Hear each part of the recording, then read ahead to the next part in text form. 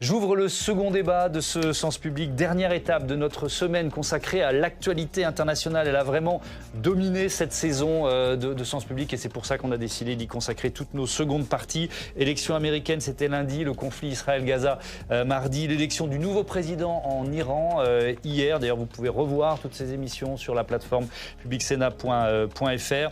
Direction l'Ukraine ce soir, la guerre qui dure depuis 29 mois et qui occupe évidemment toujours une place centrale dans les sommets diplomatiques mondiaux. Jérôme Rabier.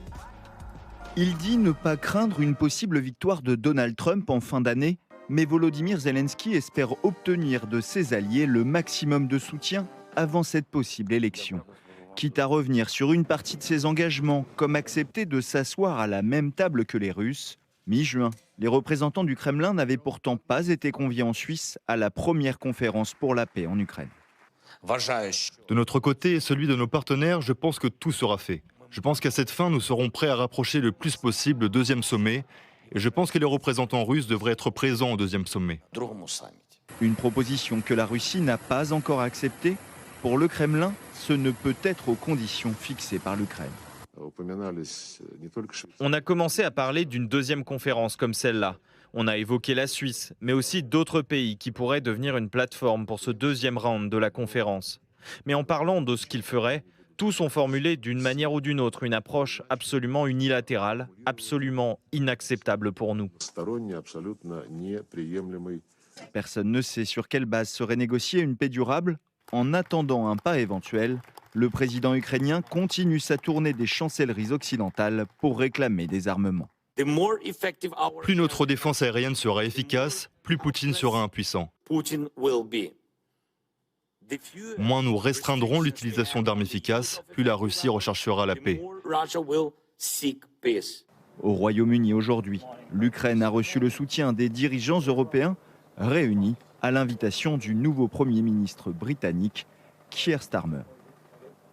Le front est-il figé? Faut-il discuter avec la Russie? On en débat avec le général Dominique Trinquant. Bonsoir, bienvenue. Bonsoir. Ancien chef de la mission militaire française à l'ONU et spécialiste des questions internationales. Vera Grandseva, bonsoir et bienvenue. Vous êtes politologue, spécialiste de la Russie et enseignante à Sciences Po. Ala Lazareva, bonsoir et bienvenue à vous aussi. Correspondante en France de l'hebdomadaire Ukrainsky Tisden et Tam Tranu, éditorialiste politique, et toujours à mes côtés.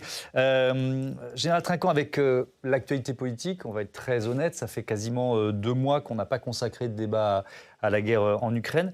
Est-ce que la ligne de front a radicalement bougé? Est-ce que la Russie a gagné du terrain, beaucoup de terrain? Qu'est-ce qu'on peut en dire? J'ai envie de dire aux citoyens français, effectivement, la Terre ne s'arrête pas de tourner. Oui. Ce n'est pas parce qu'il y a des élections en France depuis 1 mois et demi. Mais non, en fait, les choses ne bougent pas beaucoup. Et je pense que c'est ce qui provoque les mouvements actuels de tendance à la négociation. Les Russes dans le Donbass avancent légèrement, mais la fameuse avancée russe dans la région de Kharkiv a complètement reculé. Et elle a tellement reculé que dans la région de Belgorod, les Russes ne peuvent plus rentrer dans certaines zones sans gilets pare-balles et blindés. Ça veut dire que c'est une zone de guerre en Russie. Et en revanche, dans le Donbass, ça grignote des villages, mais des villages qui sont des hameaux, où il n'y a plus personne. Et la Russie perd beaucoup d'hommes. Elle perd quasiment 1 millier d'hommes par jour. Alors je ne dis pas des morts, je parle de morts et de blessés. Ce qui veut dire que tout ceci est assez bloqué, que les frappes dans la profondeur ukrainienne continuent, alors avec des pertes de drones importantes, parce que les Russes maintenant sont équipés. Et donc, mon impression, c'est que les Ukrainiens ont tenu sur la ligne sur laquelle ils étaient. Les Russes ont grignoté, mais n'ont pas gagné vraiment. Et donc, il y a une espèce... On arrive, et il fait très très chaud en ce moment en Ukraine, on arrive à une période où on va se préparer pour l'automne et l'hiver, et où il n'y aura pas vraiment de vainqueur. Rester figé pendant les semaines ou les mois d'été, peut-être avec un... Oui, allez. Et juste, je voulais rajouter que, vous savez qu'il y a eu une loi sur la mobilisation en Ukraine. On va en parler un peu plus tard. D'accord, on va en parler plus tard, mais je veux dire que c'est un aspect positif aussi pour l'Ukraine. C'est un des thèmes de ce débat. Avec peut-être un zoom à faire, Vera Grandseva, sur Kharkiv, la deuxième ville du pays. Je crois que la dernière fois qu'on a fait un débat sur l'Ukraine, il y avait de vraies interrogations sur la capacité des Russes à, alors peut-être pas prendre toute la ville parce que c'était trop important, mais finalement Kharkiv a tenu, on peut dire ça ce soir? Oui, effectivement, on voit que l'offensive s'est arrêtée. Et même plus que ça, les Ukrainiens ont pu repousser finalement les troupes russes vers la frontière effectivement de la Russie, vers la région de Belgorod. En fait, il y avait des doutes des débuts de cette opération. Quel était l'objectif final? Est-ce que c'était la prise de la ville de Kharkov, effectivement, deuxième grande ville de l'Ukraine, ou c'était quand même la zone tampon qui devait protéger le territoire russe, d'où en fait l'armée russe attaquait l'Ukraine. Et on voit que quand même, apparemment, le plan était plutôt le deuxième, donc les zones tampons, sauf que les résultats sont, à mon avis, à l'envers aujourd'hui. Donc on voit que les zones tampons est de l'autre côté, en fait. Les zones tampons est du côté de la Russie elle-même. Donc il y a à peu près effectivement une bande de 20 km où c'est impossible d'aller effectivement sans être préparé. Alors qu'on est sur le territoire russe. Exactement. Donc je trouve que l'offensive, comment elle était conçue par le Kremlin, elle a eu les effets à l'envers finalement. Et la bande, cette bande est devenue la zone de tampon, mais la zone de tampon russe, du côté russe, ce qui maintenant effectivement fait que la guerre se passe sur le territoire russe. L'offensive russe sur Kharkiv a-t-elle échoué? Non, répond Dmitri Peskov, le porte-parole de la présidence russe. Il dit l'opération se poursuit et se poursuivra jusqu'à ce qu'elle soit menée à bien. Alla Lazareva, ça veut dire quoi? Ça veut dire que ce front-là va durer encore des semaines et des semaines, même si peut-être ce sera un peu figé pendant l'été? Ça signifie que le pouvoir russe le souhaite, qu'il annonce qu'ils ne veulent pas céder, qu'ils veulent prendre toute l'Ukraine, qu'ils veulent imposer leur volonté, leur pouvoir. C'est leur projet. Après, est-ce que ce projet va se réaliser? On n'en sait rien, en fait. Je pense que, je viens de rentrer de l'Ukraine, en fait, je passais une semaine à Kiev, et je peux dire que les gens sont très déterminés et personne ne veut céder. Il n'y a pas de sentiment de défaite ou Malgré 29 mois de guerre. Oui, mais les gens plaisantent, rigolent. Bon, même si c'est très difficile parce qu'il fait justement très chaud, comme a dit Dominique Trinquant, mais en plus, il y a les coupures d'électricité qui sont donc dues au fait qu'il faut économiser l'électricité. Il y a aussi, j'étais une semaine toutes les nuits, il y avait les alertes antiaériennes. Donc, c'est pas facile pour les gens. Mais malgré ça, je vois les magasins où écrit on travaille même s'il n'y a pas d'électricité. Donc, il y a plein de choses ouvertes, il y a une créativité énorme dans l'art. Et les gens tiennent. Est-ce qu'on fait, pardon, c'est une question qui peut sembler un peu triviale, mais j'ai souvent fait la comparaison dans des débats avec la ville de Londres pendant la Seconde Guerre mondiale, pendant le Blitz des Allemands. Est-ce qu'on fait beaucoup la fête? Pardon, elle est peut-être un peu futile cette question, mais c'est quand même un signe de l'état d'esprit du pays. Est-ce qu'on fait beaucoup la fête à Kiev? La fête, je ne sais pas. Parce qu'à Londres, on faisait beaucoup la fête, malgré les bombardements. J'ai vu plein de fois les gens danser dans la rue, les danses nationales. Ça, j'ai vu pas mal à Kiev avant, donc là, l'heure quand il faut rentrer. Le couvre-feu. Couvre-feu, voilà. Il y a sur les places centrales quelques places, donc à Podol et dans les autres quartiers, il y a la musique nationale, il y a les danses, donc voilà. Je pense que ça remonte le moral, oui, les gens ont besoin de compenser. Et ça, j'ai vu de mes propres yeux. L'Ukraine qui est toujours en recherche d'armes, évidemment. On écoute le président Zelensky. Il insiste sur la bataille du ciel. Nous allons recevoir un certain nombre d'avions au cours de l'été. Nous en recevrons encore d'autres d'ici la fin de l'année. Je ne peux pas vous dire exactement combien d'avions, mais il n'y en aura pas assez. Ça va nous renforcer, bien sûr, mais ces avions seront-ils suffisants pour se battre sur un pied d'égalité avec l'armée de l'air russe? Je ne pense pas. Dominique Trinquant, cette bataille du ciel, elle a quand même changé un peu de nature avec les drones. Ça, vous nous l'avez expliqué plusieurs fois, mais les avions de combat, ils restent très importants, moins importants. Qu'est-ce qu'on peut en dire? Alors, ils restent importants d'abord, dans un premier temps, pour la défense antiaérienne. C'est-à-dire que les frappes russes actuellement sont gênées par la défense au sol, c'est-à-dire les missiles antiaériens, que ce soit le système Patriot ou autre, mais les avions permettraient, eux, de tirer sur les avions qui envoient des missiles. Vous voyez ce que je veux dire? Bien sûr. Donc ça, alors avec une implication forte, puisque ça veut dire qu'on détruirait des avions russes dans le ciel russe, parce qu'ils envoient des missiles à partir du ciel sur le territoire ukrainien.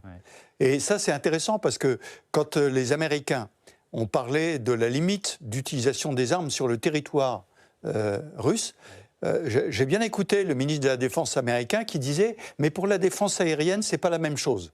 Donc il n'a pas dit clairement les choses, mais ça veut dire que ça Donc, va être veut dire autorisé. que, pardon de vous interrompre, ces avions livrés par les Américains seront finalement autorisés, pas seulement, c'est pas les Ils ne sont Américains. pas livrés par les Américains. Alors, Et là, il y pardon. a quand même... Là, non, mais il faut Ouais. préciser Non, les alors, soyons choses. précis. Ce sont les Néerlandais, les Danois, les Belges, Ouais. des Européens qui vont livrer des avions américains. Ah bon, Et d'accord. j'ai trouvé scandaleux que ce soit monsieur le secrétaire d'État américain qui l'annonce. Ouais. Pourquoi ? Parce que le deal, c'est vous livrer des F-16 à l'Ukraine, Ouais. et nous, on va vous livrer des F-35 qui coûtent 10 fois plus cher. Donc vous voyez le deal américain. Ok, je vois bien Voilà. le Donc, deal américain. Bref, ce sont des avions américains. Merci de m'éviter une grosse erreur. Des avions américains fournis par des Européens qui seront donc autorisés à aller au-dessus Non. du territoire russe, juste pour bien qui, à comprendre ce qui partir peut se du passer. territoire ukrainien, D'accord. Pour grâce à abattre des avions. l'armement D'accord. anti-aérien, seront J'ai capables compris. de détruire J'ai compris. des avions russes qui, eux, seront toujours sur le territoire russe, mais qui voleront. Hein. Oui. Et c'est du combat RR, hein, avec des missiles de longue portée RR. Et ça, c'est pour dans quelques semaines maintenant. On sait toujours Comme pas. le président Zelensky ne dit pas le nombre et quand exactement, je pense qu'il faut être prudent. Il ne D'accord. faut pas l'annoncer trop à l'avance. Bon, la défense antiaérienne, vous l'avez évoqué. On écoute cette annonce du président américain, Joe Biden. C'était le 9 juillet dernier. J'annonce aujourd'hui le don historique d'équipements de défense aérienne à l'Ukraine. Les États-Unis, l'Allemagne et l'Italie fourniront à l'Ukraine des équipements pour 5 systèmes de défense aérienne stratégiques supplémentaires. Dans les mois à venir, les États-Unis et nos partenaires ont l'intention de fournir à l'Ukraine des dizaines de systèmes de défense aérienne tactiques supplémentaires. Alors, j'ai une double. Là, on parle des patriotes. Oui, c'est dont- les systèmes que solaires. vous Donc Patriot et Mamba, qui est pour les Italiens. D'accord. Double question, Vera Grandseva. Est-ce qu'elle a perdu beaucoup de ces systèmes de défense antiaérienne, l'armée ukrainienne ? Et puis peut-être aussi, voilà, vous avez commencé à répondre en parlant des alertes, mais est-ce qu'il y a encore beaucoup de bombardements dans les grandes villes ? Sur les pertes des patriotes, je passe ici ce contrôle Oui. général, quand même, il n'y a pas beaucoup d'informations publiques ouvertes. Parce que quand même, si on lit les rapports du côté du ministère russe, là-bas, ils ont détruit plus que c'était jamais livré à l'Ukraine. Donc ça, c'est faux, on sait. Après, l'Ukraine aussi ne révèle quand même pas beaucoup d'informations, et c'est normal, parce que c'est la guerre, il faut, à mon avis, ne pas révéler tout. Mais je crois qu'il y avait minimum 2 ou 3 fois quand ils étaient touchés, ça c'est sûr. Mais voilà, peut-être le général peut me corriger. Mais sinon, les bombardements continuent. Et juste, il y a une semaine, on a tous vu un bombardement barbare, vraiment, sur un hôpital à Kiev, où il y avait les enfants, les docteurs qui sont morts. Donc, bien sûr que le Kremlin continue à bombarder l'Ukraine, effectivement, pour essayer de faire la pression sur la population. Surtout, il vise les sites énergétiques. Et c'est ça, d'ailleurs, ça a l'effet sur la vie des Ukrainiens. Ici aussi, je passe sous contrôle de ma collègue ukrainienne, mais il y a pas mal déjà des cas quand les Ukrainiens n'ont pas d'électricité, pas assez d'électricité, ils doivent réduire, ils doivent avoir les heures où ils peuvent avoir l'électricité, où ils ne peuvent pas avoir l'électricité. Donc effectivement, le terreur en fait continue. Maintenant, Kiev est plus ou moins protégé, même si on a vu qu'il y a quand même des failles. Et finalement, parfois, il y a les tragédies comme c'était le 8 juillet. Alors, mais les autres villes et les autres sites énergétiques, ils sont tous quand même ouverts au bombardement du Kremlin. Vous parliez de ce bombardement sur un hôpital pédiatrique, effectivement, de Kiev. Écoutons l'une des employées de cet hôpital. Pourquoi des enfants ? Pour une raison quelconque, nous avons toujours pensé que l'hôpital était protégé. Nous étions tout simplement sûrs à 100% qu'il ne frapperait pas ici. Et il s'est avéré que ça s'est passé comme ça. Ça s'est passé. Alla Lazareva, vous avez employé le mot terreur. On est au cœur de la stratégie russe de la terreur. C'est-à-dire, vous nous disiez tout à l'heure, j'étais à Kiev et y a pas la population ne lâche pas. L'objectif de la Russie, avec une frappe comme celle-là, c'est de faire craquer la population du pays ? Certainement. Je suis absolument persuadée que c'était une méthode terroriste, en fait. C'est terroriser la population civile jusqu'il reste, pour casser la résistance, en fait. Parce que l'armée, évidemment, que c'est le plus important, et la victoire sur le champ de bataille est décisive, mais aussi, il faut avoir l'arrière, il faut avoir l'État avec toi, le pays qui soutient l'armée, qui soutient le combat. Et tant que le pays résiste, tant que l'esprit est combatif, l'armée aussi, il peut avancer. Quand le pays entier est démoralisé, c'est très difficile à aller en avant, quoi. Donc oui, je pense ça. Vous avez évoqué donc cet bombardement à Ahmedit, donc c'est l'hôpital d'enfants, mais ce jour-là, il y avait 3 hôpitaux qui étaient bombardés à Kiev. Donc c'était le plus grand et c'est pour ça que c'est passé dans les médias occidentaux. Il y a eu une volonté de cibler les hôpitaux ce jour-là. Effectivement, ils ne pouvaient pas se tromper. C'est pas possible. Il y avait le deuxième qui était à côté de ma maison. C'est à 10 minutes à pied de chez moi. Donc c'est un petit hôpital de quartier dortoir. Donc il n'y a rien là-bas qui peut intéresser. Il n'y a rien de stratégique qui justifie qu'on vise ce quartier-là. Donc aujourd'hui, il y a les bombardements à Kharkiv aussi mortels. Il y a donc l'habitat, la maison d'habitation ordinaire qui est détruite. Il y a un établissement qui n'est pas militaire du tout aussi qui est touché. Donc vous voyez, c'est délibérément et c'est pour casser la résistance, je pense. On va peut-être rappeler une évidence, Dominique Trinquant, ça s'appelle un crime de guerre. Complètement. Oui. C'est même plus qu'un crime de guerre, parce que en fait, c'est un ciblage sur des sites protégés. Un hôpital est un site protégé. Et donc, c'est un ciblage. Et si vous voulez, après la frappe sur l'hôpital, là, je me souviens très bien des premières réactions russes qui disaient « Ah mais non, on ne l'a pas frappé, c'est un missile antiaérien qui l'a dévié, etc. » Oui, Or, on a des images. Ce qui est souvent Oui, sauf qu'on a des images. Et on voit, moi j'ai vu les images, il n'y a aucun doute. Ce sont des missiles. Ils ont même dit au départ que c'était un missile américain qui avait été envoyé, enfin, sur les réseaux russes, on entend un peu n'importe quoi. Alors qu'il y a des images qui clairement montrent que c'est une frappe d'un missile russe intentionnel sur cet endroit-là. Tout ça, c'est documenté, archivé, ça pourra servir à des procédures bien sûr, ça va servir, bien sûr, devant la Cour internationale de justice, parce qu'il faut documenter, et donc il y a des enquêtes qui ont lieu déjà sur place. Trouver les débris pour prouver que c'est bien un missile russe, avoir les images pour bien marquer que la frappe est directe et non pas déviée. Enfin, tous ces éléments-là vont servir, bien sûr, à documenter.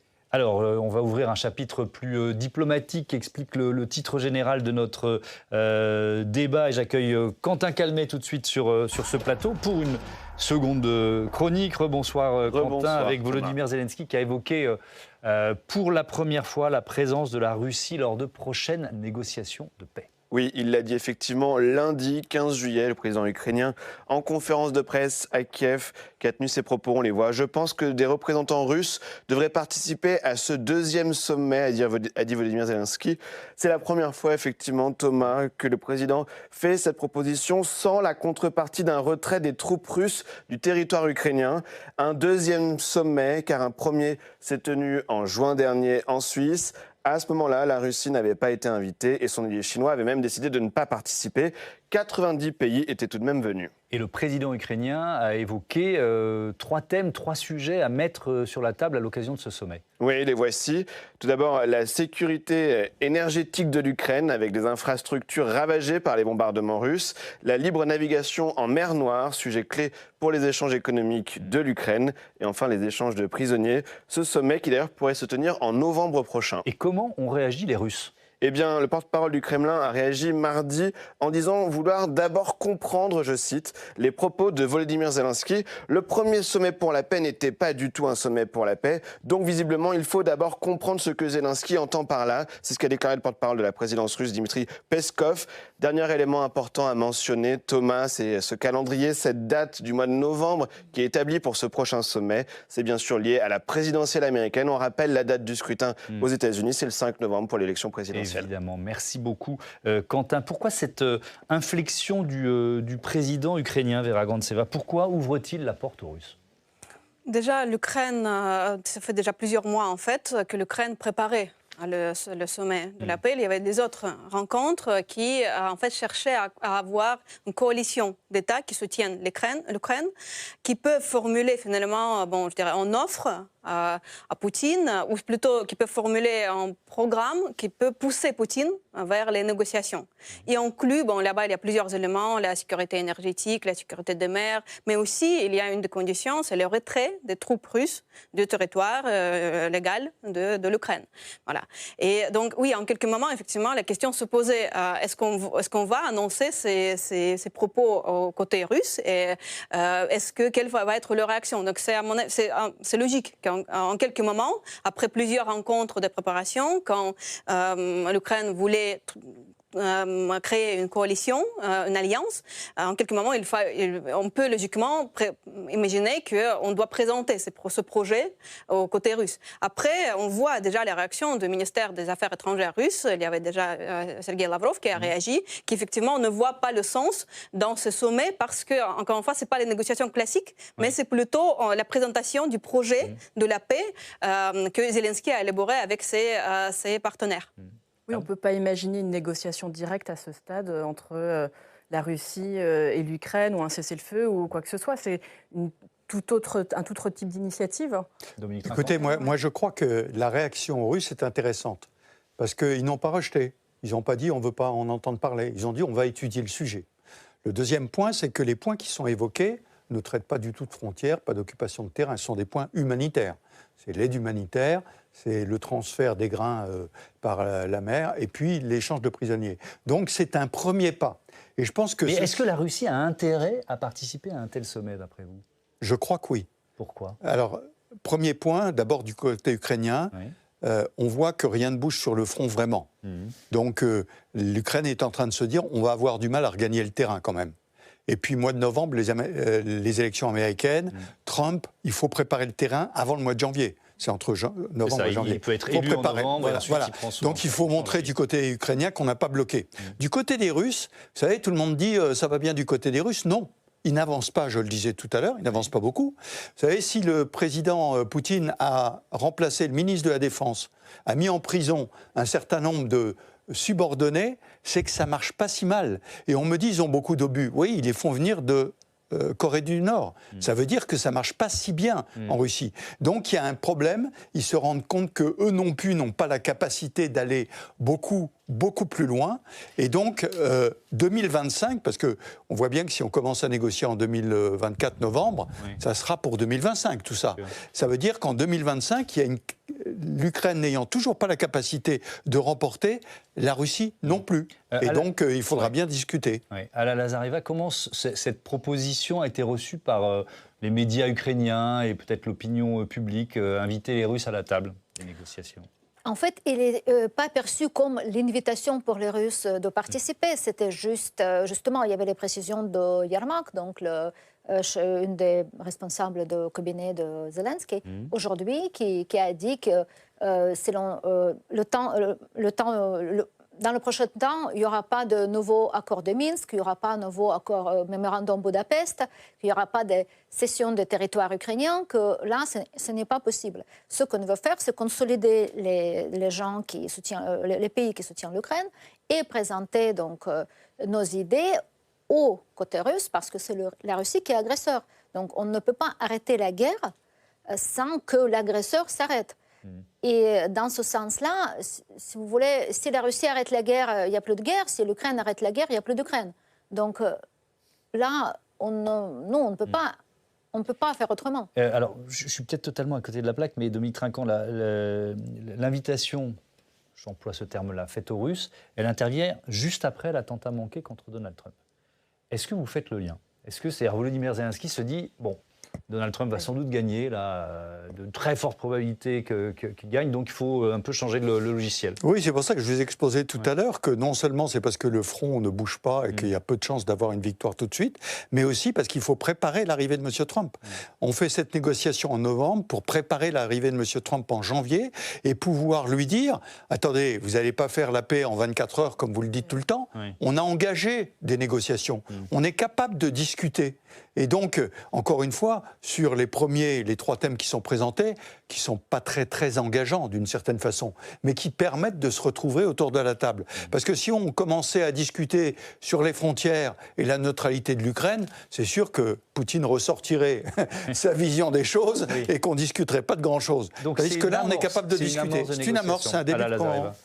Oui, et aussi, Zelensky, il a fait une précision importante. Il a dit, on ne sait pas qui va négocier des côtés russes. Peut-être que ce sera plus Poutine, peut-être que ce sera une autre personne en Kremlin. Il a dit ça.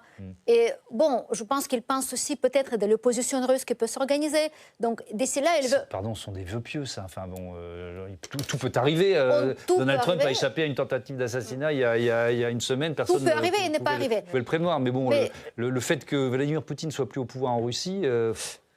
C'est pas qu'il compte là-dessus, mais s'il a évoqué ceci, c'est pour dire que l'Ukraine n'est pas fermée, n'est pas bloquée, n'est pas rigide dans sa position, qu'elle est assez souple, qu'elle est ouverte aux négociations. C'est-à-dire qu'il n'est pas de la mauvaise foi.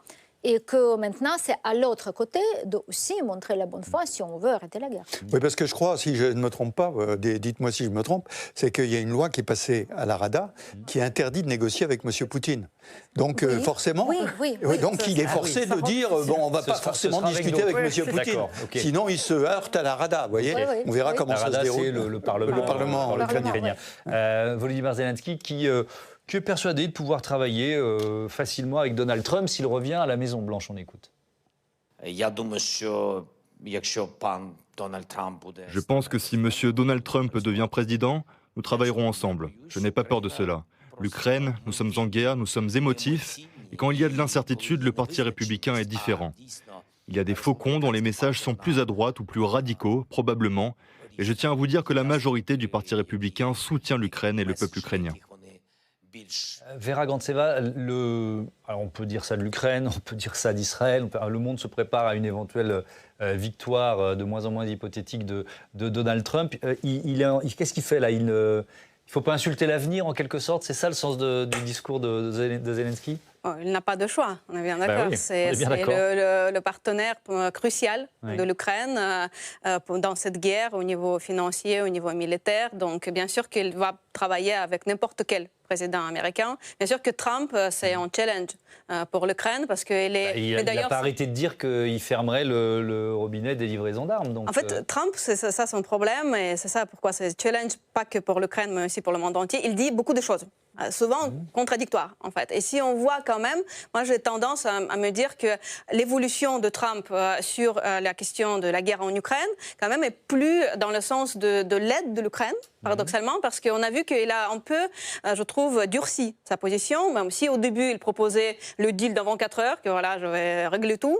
Maintenant, il a choisi, à mon avis, les paroles plus dures envers la Russie, envers les autres pays comme la Corée du Nord, comme l'Iran, qui sont partenaires de la Russie. Juste, je crois que hier ou avant-hier, il a accusé Joe Biden de créer la coalition des régimes autoritaires avec la Russie, la Corée du Nord et l'Iran. Donc pour lui, c'était Joe Biden qui a poussé finalement ces pays-là à se réunir et à agir ensemble. Donc voilà, c'est pas quelque chose qui plaît à Trump. Et c'est quand même, il peut, à mon avis, faire des choses qu'on n'attend pas de lui. Oui, Tam. Oui, je disais, la position de Trump ne reflète pas forcément la position de l'ensemble du camp des Républicains. Mais tout de même, il y a eu un signal avec le colistier qu'il a annoncé cette semaine, qui est quand même un fervent opposant à la livraison d'armes, à l'aide militaire à Kiev. Oui, mais cette position américaine va se traduire d'abord par c'est un problème européen, les Européens, réveillez-vous, c'est à vous de prendre en charge. Je pense que ça va être ça. Le deuxième point, c'est qu'une fois qu'on a dit ça, le véritable allié des États-Unis dans le monde bouleversé que nous connaissons aujourd'hui, c'est l'Europe. Et donc, il ne peut pas complètement se séparer de l'Europe. Et puis, il y a un troisième argument, c'est ce que vous disiez tout à l'heure en parlant des avions.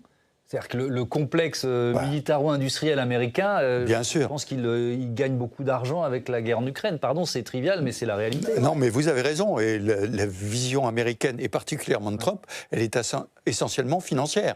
Donc, il y a deux choses. Le marché de l'armement, très important. Puis, je voudrais rappeler que les 3/4 de l'argent donné à l'Ukraine, ce ne sont pas des dons, ce sont des prêts. Et donc, pour faire payer les prêts, il y a bien un moment où il faut que l'Ukraine puisse rembourser. Et donc ça, les Américains vont y être sensibles quand même. Alain Lazareva, vous parliez des infrastructures, les infrastructures énergétiques, des centrales qui ont été visées, etc. Il y a des villes, vous parliez de villages qui ont été pris, etc. Il y a des villes complètement détruites. Est-ce qu'on peut commencer à chiffrer le coût de la reconstruction? Et puis surtout, est-ce que la reconstruction commence déjà? Vous voyez ce que je veux dire? La guerre continue, mais on reconstruit déjà. Mais justement, on le fait depuis le début. Oui. Et souvent, il y a la critique qui dit qu'il ne faut pas construire parce qu'ils vont de nouveau détruire. Mais effectivement, le gouvernement ukrainien pense autrement, qu'il faut reconstruire parce que ça donne l'espoir aux gens, ça les tient. Ça les montre que la vie continue, qu'on ne cède pas. Et effectivement, il y a, par exemple, si on voit dans la région de Kiev, où je suis allée parce que j'ai de la famille là-bas, donc dans les Borodianka, dans les petites villes qui font pas loin de Kiev, qui était envahi par les Russes pendant quelques mois dans l'année 2022. Là, tout est reconstruit. Il y a plein de nouveaux quartiers. Donc, on se souvient des photos en 2022, avril 2022, c'est le cauchemar total avec plein de cadavres, excusez-moi, dans les rues. Et là, on voit les maisons toutes propres, on voit les parcs, on voit... C'est refait, quoi. Et je pense que c'est le point de fierté aussi pour les Ukrainiens. C'est pour dire que, encore une fois, on ne se laissera pas abattre. Ouais. Vladimir Poutine compte peut-être sur Donald Trump, mais il a aussi des alliés au sein même de l'Union européenne. Tam, la présidence tournante de l'Union européenne, assurée par la Hongrie depuis le début de ce mois de juillet, pose vraiment question. Et oui, le ton a été donné 4 jours seulement, à peine après le début de cette présidence, lorsque Viktor Orban a choisi de débuter la présidence par une visite à Vladimir Poutine. Une gifle, un bras d'honneur adressé aux autres membres de l'Union européenne, ça pour 3 raisons. Ça vient contredire la stratégie de l'Union européenne d'isolement, de sanctions à l'égard de la Russie. Ensuite, le déplacement a été organisé dans le plus grand secret, sans mettre le reste de l'Union européenne dans la confidence. Et enfin, Viktor Orban s'est donné un mandat qui n'est pas le sien, comme l'indique le rappel à l'ordre adressé mardi dernier par Charles Michel au Premier ministre hongrois. Voilà ce qu'a dit sa lettre. La présidence tournante du Conseil n'a aucun rôle dans la représentation de l'Union sur la scène internationale. La rétorsion concrète, elle a été prononcée lundi quand Ursula von der Leyen a indiqué que la Commission boycotterait toutes les réunions prévues à Budapest sur les prochains mois. Bref, ce qu'Orban a présenté comme une initiative de paix a viré à la pomme de discorde. Et c'était prévisible. Oui, la pomme était pleine de pépins qui font s'étrangler une bonne partie de l'Europe déjà depuis bien longtemps. Orban a retardé l'ouverture des négociations d'adhésion de l'Ukraine à l'Union européenne, freiné la mise en œuvre des sanctions à l'égard de la Russie, entravé les accords d'aide à l'Ukraine. Cette rencontre avec Poutine, elle avait déjà eu un précédent tout récent. On va regarder en octobre 2023, on les voit à Pékin, les deux, voilà, qui se donnent une poignée de main qui fait déjà s'étrangler les dirigeants européens. Le rapprochement Orban-Poutine, il est ancien, il s'explique par un besoin hongrois de gaz russe, par les relations de connivence entre leurs entourages respectifs, par une même conception aussi du pouvoir qui crée une solidarité d'approche qui isole la Hongrie du reste de l'Europe. Du reste, eh bien, l'Europe lui rend bien. Le Parlement européen a adopté plusieurs résolutions s'opposant à Orban, une lors de la séance inaugurale toute récente ces derniers jours pour condamner la visite d'Orban au Kremlin, et une autre l'an dernier qui s'inquiétait de la violation de nombreux droits en Hongrie et de la crédibilité de ce pays à assurer justement la présidence tournante de l'Union européenne. Ok, mais l'Europe n'a pas pu empêcher cette présidence tournante. Et voilà, parce que les résolutions déjà n'ont rien de contraignant. Et plus largement, sur bien des points, l'Union européenne paraît bien désarmée. Les traités ne prévoient pas de procédure d'exclusion à l'égard d'un pays. L'Union européenne a eu beau déclencher son arme nucléaire contre la Hongrie, elle a eu l'efficacité d'un tue-mouche. Cette arme, c'est la procédure de l'article 7. Elle prévoit des sanctions qui vont jusqu'à priver de son droit de vote un État membre lorsqu'ils sont constatés des violations flagrantes des valeurs fondatrices de l'Union. Concernant la Hongrie, on va quand même rappeler, on parle de manquements sur l'indépendance de la justice, de problèmes sur la liberté d'expression, de corruption et encore de bien d'autres choses. Rappelons quand même que la Hongrie a été privée de près de 28 milliards d'euros de fonds européens entre le fonds de cohésion et le plan de relance sur ce motif, mais elle a aussi réussi à en récupérer 10 milliards en début d'année en menaçant de bloquer le budget et 50 milliards d'euros d'aide à l'Ukraine. En tout cas, ça n'empêche pas ce qu'on a dit, la présidence tournante, comme si on mettait un pyromane à la tête de la caserne des pompiers. Rappelons, pour conclure, que Viktor Orban a donc beaucoup d'amitié pour Vladimir Poutine. Il en a aussi beaucoup pour Donald Trump, dont on vient de parler. Il a d'ailleurs intitulé son slogan pour l'Europe « Make Europe Great Again », allusion transparente au slogan de Trump lors de sa campagne victorieuse de 2016. Merci beaucoup, Tam. Vous parliez d'Ursula von der Leyen, c'est l'une des informations de ce jeudi fin d'après-midi. Elle a été largement reconduite par les eurodéputés comme présidente de la Commission européenne. 401 voix, il lui en fallait 361 pour être élue. Viktor Orban, passons un peu de temps peut-être sur ce personnage, Vera Grantseva. Comment est-il perçu en Ukraine? C'est un ennemi pour les Ukrainiens, vous diriez ça? C'est un voisin compliqué, je dirais.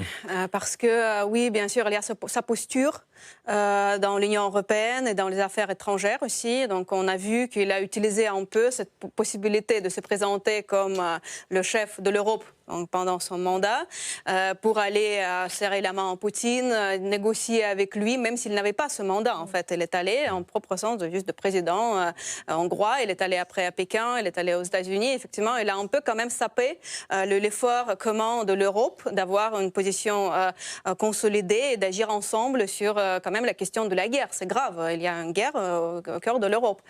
Donc voilà, elle est populiste et elle continue à l'être, même dans les affaires étrangères. Pour l'Ukraine, c'est compliqué aussi parce que c'est un voisin, effectivement. Il y a les questions aussi avec les minorités que l'Hongrie protège, comme elle le dit. Donc voilà, effectivement, les relations ne sont pas faciles à cause de ces deux facteurs. Allez, il nous reste 5-6 minutes. Je voudrais qu'on revienne à la situation sur le front. Et vous l'avez évoqué, mais très rapidement, la question des forces humaines en présence. L'Ukraine confrontée à la question de la rotation de ses soldats après plus de 2 ans et demi de conflit. En mai dernier, le Parlement ukrainien a voté une loi pour envoyer sur le front des détenus en échange d'une amnistie. On écoute l'un d'entre eux. On attendait ce jour avec impatience. Quand la loi a été signée, les prisonniers comme moi ont pu rejoindre les gars et aider pour défendre l'Ukraine. Mon père était un soldat.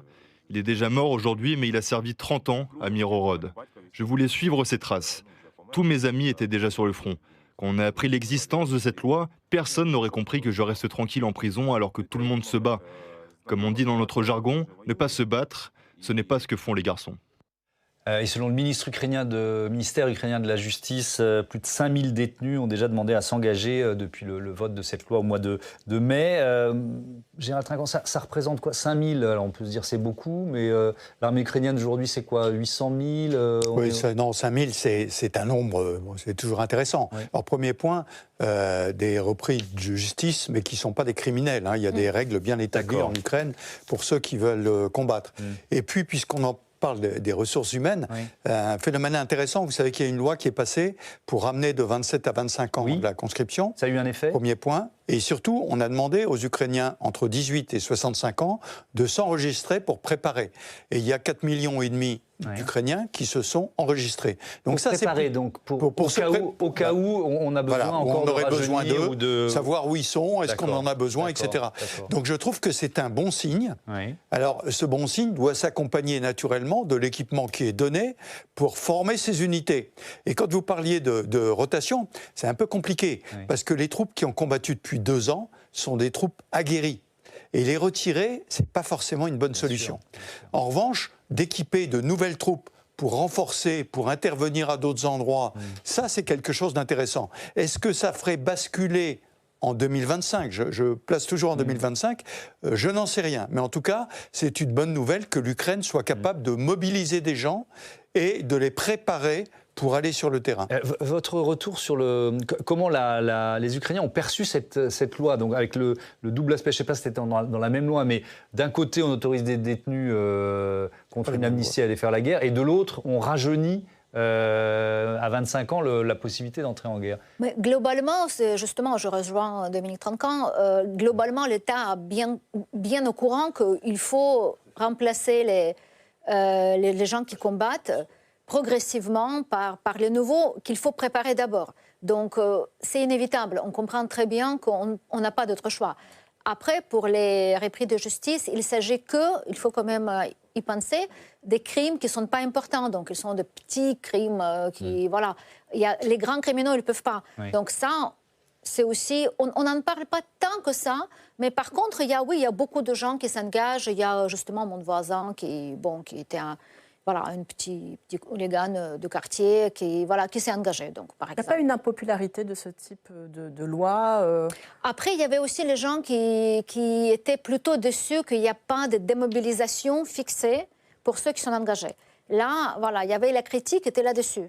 Donc, pourquoi ceux qui sont déjà depuis 2 ans et demi à la guerre ne peuvent pas savoir quand est-ce qu'ils seront remplacés? On n'arrive pas à faire des rotations. Ouais. Voilà. Mais cette question la critique était là. Des détenus, elle est importante. Je crois qu'en Russie, il y a eu certains des détenus qui avaient été amnistiés qui ensuite sont revenus du front, dans certaines villes qui ont semé un peu le chaos. On peut dire ça, Vera Grantseva? Effectivement, les cas comme ça se multiplient en fait, parce qu'on voit que la violence qu'ils ont vécue, qu'ils ont fait pendant cette guerre, ils rentrent et ils continuent cette même violence dans leur village, dans leur ville. Effectivement, je lis presque toutes les semaines, il y a une info que dans telle ville, il y avait un ancien combattant à SVO, parce que c'est comme ça que ça s'appelle en Russie officiellement, opération militaire spéciale, qui a tué sa mère, sa femme ou les enfants. Donc oui, effectivement, la violence multiplie parce que la guerre toujours provoque ce type de comportement sans un bon traitement, parce qu'il faut toujours, bien sûr, aider les soldats à surmonter l'expérience de la guerre. Dominique Trinquant. Oui, en Russie, les criminels qui étaient dans les prisons pouvaient rejoindre et au bout de 6 mois étaient libérés de leurs obligations. Et c'est ça le problème. En Ukraine, c'est pas le même sujet. Ils s'engagent, ils vont combattre et ils vont combattre, quoi. Oui. Ça, c'est le premier ils sujet. resteront le temps qu'il faudra. Voilà, exactement. Donc c'est un sujet extrêmement différent. Une parole de M. Lavrov qui disait, en fait, ça a été très bien, ça a vidé nos prisons, tout ça. Ça a vidé? Ça a vidé nos prisons, parce qu'il y avait trop de prisonniers. Et donc ça leur a permis d'en faire tuer beaucoup. Souvenez-vous de Wagner. Wagner, il y a eu des milliers de soldats qui ont été tués, enfin de criminels qui étaient envoyés, qui ont été tués. Et effectivement, ceux qui ont survécu, qui sont probablement les plus durs, au bout de 6 mois, sont revenus chez eux avec les problèmes que soulignait Vera. Merci beaucoup, merci à tous d'avoir participé à ce débat qui était une nouvelle fois passionnant. Je vous dis à bientôt sur Public Sénat. C'est la fin de cette émission, la fin des directs aussi pour cette 3e saison de Sens Public. Et d'ailleurs, pendant cet été, on vous propose de voir ou de revoir nos meilleurs débats de société, évidemment. On se retrouve en direct le 2 septembre. Je voudrais vous remercier, vous, téléspectatrices et téléspectateurs, de votre fidélité, puisque vous êtes de plus en plus nombreux à nous suivre. C'est la 3e saison consécutive de progression à 2 chiffres. Ça fait quelques années que je roule ma bosse dans ce métier, mais c'est la première fois que ça m'arrive. Donc voilà, ça fait évidemment très plaisir. Merci à vous. Je voudrais féliciter et remercier toutes les équipes techniques qu'on cite pas si souvent, la rédaction de Public Sénat évidemment. Merci à Perrine Tarnot, la directrice de l'info, la Dream Team de Sens Public, Elsa Dariula, Aude Fauvel, Jade Sauvanet, Émile Douisset, le stagiaire. Il faut toujours un très bon stagiaire dans une émission de télé, sinon on s'en sort pas. Et aux éditorialistes qui se succèdent dans ce fauteuil, Tam, Mathieu Croissando, Émilie Zapalski, Asdine Ahmed Chaouch et évidemment Laetitia Krupa. Voilà, on ne peut pas terminer cette saison sans penser à Laetitia. On pense très fort ce soir à sa fille Rose et à ses parents. Voilà, on les embrasse. Bonne soirée sur Public Sénat, on vous souhaite un très bel été. Salut.